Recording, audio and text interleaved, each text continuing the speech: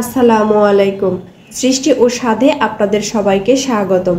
শীত মানেই নানা রকম পিঠাপুলি খাওয়ার ধুম। তার মধ্যে অন্যতম হলো দুধ চিতই পিঠা। আজকে শুকনো চালের গুঁড়া দিয়ে সহজভাবে নতুন তুলতুলে এবং অসংখ্য ছিদ্রযুক্ত দুধ চিতই পিঠা তৈরি করে দেখাবো। এই রেসিপি ফলো করে যে কেউ বানাতে পারবেন। প্রথমেই পিঠার জন্য ব্যাটার তৈরি করে নেব। এজন্য একটা বাটিতে 3 কাপ শুকনো চালের গুঁড়া নিয়েছি আর নিয়ে নিচ্ছি স্বাদমতো লবণ। চালের গুঁড়া আর লবণকে হাত দিয়ে মিশিয়ে নিচ্ছি। লবণ মিশানো হয়ে গেলে গরম পানি দিয়ে এটাকে মিশিয়ে নেব।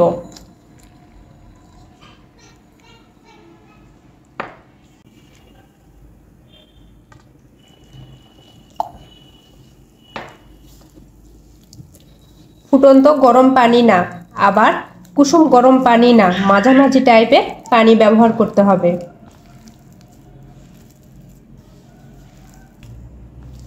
প্রথমে 1 কাপের মতো পানি দিয়ে এটাকে খুব ভালোভাবে কষলিয়ে মেখে নিচ্ছি। এটাকে 4-5 মিনিটের মতো মাখিয়ে নেব। এখন আরও 1 কাপের মতো পানি দিয়ে আবারও মেখে নেব।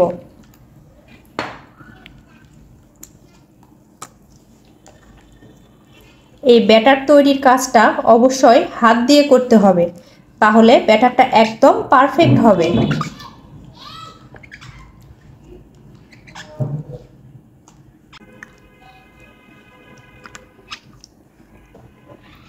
ব্যাটারটা তৈরি করা হয়ে গেছে। এখন এটাকে 10 মিনিটের জন্য ঢেকে রেস্টে রেখে দিব। এরই মধ্যেই শিরাটা তৈরি করে নেব। একটি পাতিলে 1.5 লিটার পরিমাণ দুধ নিয়ে গরম করে নিয়েছি। এ পর্যায়ে দিয়ে দিচ্ছি তেজপাতা ও দারুচিনি। দুধটা জ্বালিয়ে একটু ঘন করে নেব। দুধটা বেশি ঘন করা যাবে না, মোটামুটি ঘন করলেই হবে। এ পর্যায়ে দিয়ে দিচ্ছি খেজুরের গুড়।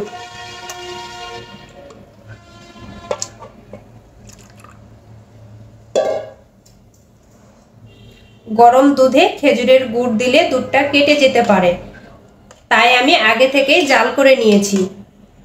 এখন গুড় সহ দুধটাকে আরো 2-3 মিনিট জাল করে নেব। পিঠা ভিজানোর জন্য রসটা রেডি হয়ে গেছে। এখন এটাকে চুলা থেকে নামিয়ে এক সাইডে রেখে দেব, যাতে দুধটা ঠান্ডা না হয়।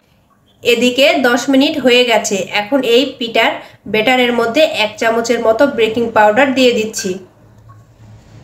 এখন এটাকে ভালোভাবে মিশিয়ে নেব।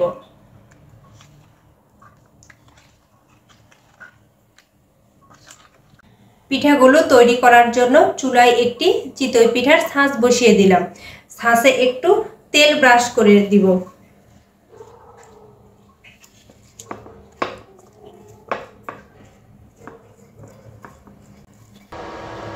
যাতে পিঠাগুলো খুব ভালোভাবে উঠে আসে।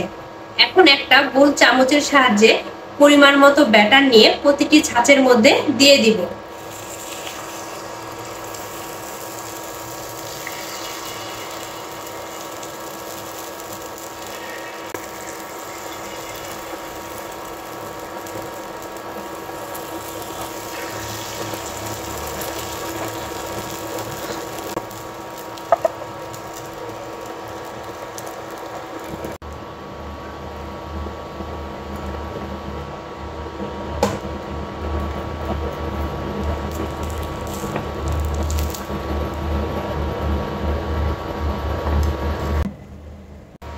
একটা আপনাদেরকে ভেঙে দেখাচ্ছি।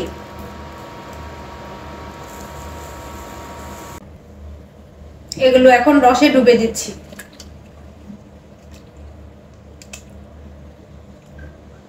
পিঠাটা সারা রাত দুধের মধ্যে ভিজিয়ে রেখেছিলাম। এখন এটা খাওয়ার জন্য রেডি হয়ে গেছে।